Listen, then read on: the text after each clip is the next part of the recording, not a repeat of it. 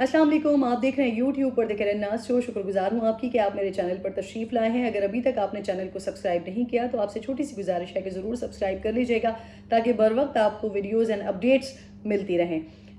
कल पाकिस्तान मुस्लिम लीग नून का एक बड़ा जलसा, उनके कायद मियाँ नवाज शरीफ साहब वो पाकिस्तान तशरीफ़ ले आए। 21 अक्टूबर की वो तारीख़ जिसके बारे में बहुत ज़्यादा डिस्कशन हो रही थी कि आया मियाँ नवाज शरीफ साहब आएंगे नहीं आएंगे। बहरहाल वो आ भी गए और आकर जलसा भी हो गया। और जलसे में बहुत सारे लोग मुख्तलिफ बातें कर रहे हैं कि जलसे में रिकॉर्ड भी टूट गए। पाकिस्तान तहरीक इंसाफ का जो 2011 का जलसा हुआ था उससे ज़्यादा बड़ा क्राउड पाकिस्तान मुस्लिम लीग नून 2023 में जमा करने में कामयाब रही है, एक ऐसे वक्त में कि जब नवाज शरीफ साहब सज़ा याफ्ता भी हैं, मुजरिम भी हैं, इश्तिहारी भी करार दिए जा चुके हैं, मफरूर भी करार दिए जा चुके हैं। ऐसे वक्त में जब वो वापस आए हैं तो उनको वेलकम करने के लिए बहुत बड़ी तादाद में पाकिस्तान मुस्लिम लीग नून के वोटर सपोर्टर जलसा गाह में मीनारे पाकिस्तान में मौजूद थे। ये एपिसोड अपने अख्तिताम को पहुंची, जलसा हो गया। जलसे के बाद अब आगे का पाकिस्तान मुस्लिम लीग नून का लाहे अमल क्या होगा? आया वो इलेक्शंस में उतरते हैं नहीं उतरते? क्योंकि कल नवाज शरीफ साहब ने इलेक्शन के हवाले से तो कोई बात नहीं की है। ये एक अलग डिबेट है कि अब आगे उनका प्लान क्या है। क्या वो मेंटली तौर पर ये सोच कर आए हैं कि जी बस अब उन्होंने वज़ीर आज़म बनना है, या फिर वो इलेक्शंस में जाने का भी कोई इरादा रखते हैं? ये सारी चीज़ें बड़ी इंपॉर्टेंट होंगी। फिर कल अतातारड़ साहब ने नवाज शरीफ साहब के केसेस के हवाले से ऑब्वियसली अदालतों में भी जाना है। 24 तारीख तक उनको ज़मानत मिली हुई है। आगे फर्दर उनकी सज़ा माफ़ी, सज़ा मअतली के हवाले से केसेस चलेंगे और फिर उसके बाद ये डिसाइड होगा, ये फाइनलाइज होगा कि आया वो इलेक्शन कॉन्टेस्ट कर भी सकते हैं या नहीं कर सकते। और इस वक्त नज़र तो ऐसा ही आता है कि शायद सारी चीज़ें पेपर के ऊपर लिखी हुई हैं, बस उस पर इम्प्लीमेंट होना बाकी है। और कहीं पर भी ऐसे तासुर नहीं मिलता कि मियाँ नवाज शरीफ साहब की जो सज़ा है वो उसमें कोई तब्दीली नहीं होगी। तो लगता तो ऐसा है कि बड़ी आसानी के साथ उनकी सारी चीज़ें जो है वो नॉर्मल भी हो जाएंगी और वो इलेक्शन में कॉन्टेस्ट करेंगे भी। इस बहस से हटकर एक और जो बहस है और एक और जो इम्पोर्टेंट चीज़ है वो है कल मियाँ नवाज शरीफ साहब जब दुबई से पहुँचे हैं, माफ़ कीजिएगा, कल जब वो इस्लामाबाद से लाहौर और लाहौर से मीनारे पाकिस्तान जब पहुँचे हैं तो इस दौरानिए में एक 10 सेकंड का क्लिप, एक 10 सेकंड की मुलाकात का एक छोटा सा क्लिप हमारी नज़रों के सामने आया जिसमें पाकिस्तान की एक पार्टी, इस्तेहकाम पाकिस्तान पार्टी, जिसके एक अहम ओहदेदार जिनका नाम है ओन चौधरी, वो नज़र आए वहाँ पर जहाँ नवाज शरीफ साहब हेलीकॉप्टर के लिए जा रहे थे। और उसी दौरान ओन चौधरी हमें दिखे जो कि मुसाफा कर रहे थे नवाज शरीफ साहब से, और वो बहुत मुश्किल से 10 सेकंड की भी वो मुलाकात नहीं थी। 10 सेकंड में उन्होंने उनसे हाथ मिलाया और उसके बाद वो जाकर बैठ गए अपने हेलीकॉप्टर पे। इस्तेहकाम पाकिस्तान पार्टी के अहम ओहदेदार हैं। सबसे पहले ये याद रखने की ज़रूरत है कि इस्तेहकाम पाकिस्तान पार्टी ने अपना विजन बड़ा क्लियर दिया है और इस्तेहकाम पाकिस्तान पार्टी के अंदर जो लोग मौजूद हैं, जहांगीर तरीन साहब, अलीम खान साहब, फिरदौस आशिक आवान साहिबा, महमूद मौलवी, चौहान साहब, दीगर लोग जितने भी हैं, इनका जो मेन क़यादत है, इनका जो मोटिव है या जो इनका विजन है वो बड़ा क्लियर है कि हम जिस वजह से पाकिस्तान तहरीक इंसाफ का हिस्सा बने थे, हमें जो ख्वाब इमरान खान साहब ने दिखाए थे, जब उन्होंने उसके ऊपर उस तरह से अमल नहीं किया, जब वो ख्वाब शर्मिंदा ताबीर नहीं हुआ, तो हमें लगा कि हमें इनसे राहें अलग कर लेनी चाहिए।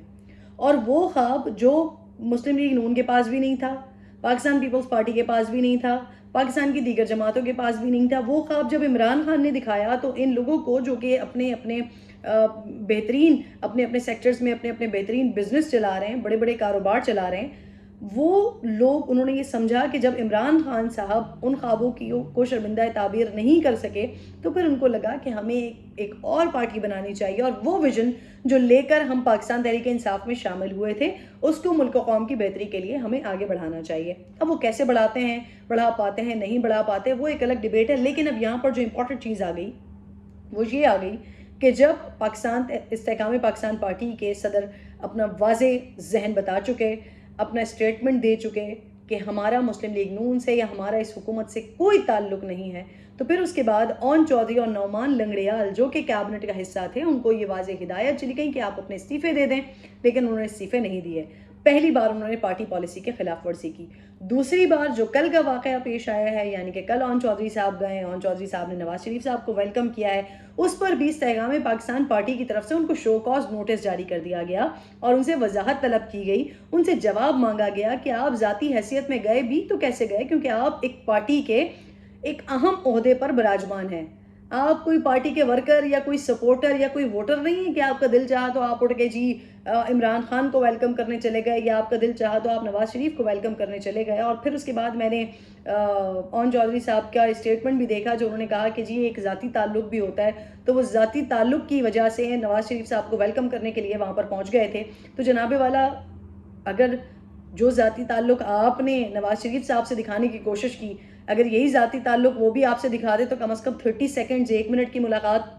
تو اب آپ کا حق بنتی تھی، آپ کو دے دیا جاتا. لیکن اس 10 سیکنڈ کی ویڈیو سے یہ بہت اچھی طریقے سے اندازہ ہوا کہ آپ کوئی بھی ذاتی تعلق یا کوئی بھی ذہن میں تعلق لے کر گئے ہوں، لیکن میاں صاحب نے آپ کو کتنی ویلیو دی، کتنی عزت دی، اور آپ کو پرسنلی کتنی کوئی عزت دیتا ہے نہیں دیتا، اس سے بہت زیادہ میٹر کرتا ہے کہ آپ کا کوئی بھی ایکشن آپ کے لیے، آپ کی پارٹی کے لیے، پارٹی کے ووٹ بینک کے لیے کتنا نقصان دہ ثابت ہو سکتا ہے. پارٹی پالیسی کی خلاف ورزی اون چودھری صاحب کی جانب سے دوسری بار کی گئی. پہلی بار کیبنٹ کو نہیں چھوڑا گیا، دوسری بار ایک ایسی جماعت جس کے خلاف استحکام پاکستان پارٹی نے الیکشن لڑنا ہے، ان کے قائد کو ویلکم کرنے کے لیے ہیلی کاپٹر کے پاس پہنچ جاتے ہیں. اور پھر یہ بھی چیم گوئیاں ہو رہی ہیں کہ جو ہیلی کاپٹر ہے وہ بھی جہانگیر ترین صاحب کا ہیلی کاپٹر ہے. تو آپ یہاں پر پارٹی پالیسی کی خلاف ورزی کرتے ہیں تو آپ کے ووٹر سپورٹر کے اوپر یہ امپیکٹ جاتا ہے، جو کہ علی زیدی صاحب نے ٹویٹ بھی کیا کہ استحکام پاکستان پارٹی جو ہے وہ پی ایم ایل این کی بی ٹیم کے طور پر کام کر رہی ہے. حالانکہ جو اس پارٹی کے صدر ہیں عبدالعلیم خان صاحب، وہ اپنا ذہن بڑا واضح طور پر بتا چکے ہیں کہ ہم نے تو ان کے خلاف الیکشن لڑنا ہے، ہم نے تو ان تمام جماعتوں کے خلاف الیکشن لڑنا ہے، تو پھر بی ٹیم کیسے ہو سکتے ہیں. دوسری طرف بات آ جاتی ہے جہانگیر ترین صاحب جو کہ اس پارٹی کے سربراہ ہیں. obviously اگر ان کا ہیلی کاپٹر استعمال ہوا ہے تو ایسا بھی نہیں ہو سکتا کہ ان کی اجازت کے بغیر یہ سب کچھ ہو گیا ہو. آپ کے نیچے کام کرنے والے، یعنی کہ آپ کی پارٹی کے ایک اہم عہدیدار سے جواب و طلبی کی جا سکتی ہے، تو جہانگیر ترین صاحب آپ کو خود بھی یہ سوچنا چاہیے کہ آپ کے کسی بھی اس طرح کے ذاتی تعلق کی وجہ سے آپ کی پارٹی کو، آپ کے ووٹ بینک کو یقیناً نقصان پہنچ سکتا ہے. وہ ووٹر، وہ سپورٹر جو آپ کی طرف اس لیے آ رہا ہے کہ وہ وعدے جو پاکستان تحریک انصاف نے ان سے کیے تھے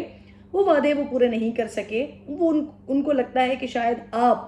استحکام پاکستان پارٹی وہ وعدے پورے کر سکتی ہے، وہ پاکستان کو وہ تبدیلی، وہ حقیقی تبدیلی شاید استحکام پاکستان پارٹی دے سکتی ہے، اور آپ ہی اس کاز کو ڈینٹ پہنچانے کی، اپنے کسی بھی ذاتی تعلق کی وجہ سے اس کاز کو اگر ڈینٹ پہنچانے کی کوشش کرتے ہیں تو یہ آپ کی پارٹی کے لیے نقصان دہ ثابت ہو سکتا ہے. اون چودھری صاحب 2 بار پارٹی پالیسی کی خلاف ورزی کر چکے ہیں. اگر ذاتی تعلق تھا بھی، اور اگر ذاتی تعلق کے حوالے سے ہی آپ ملنا چاہتے تھے تو یہ بھی ہو سکتا تھا کہ اب تو نواز شریف صاحب پاکستان میں ہی ہیں،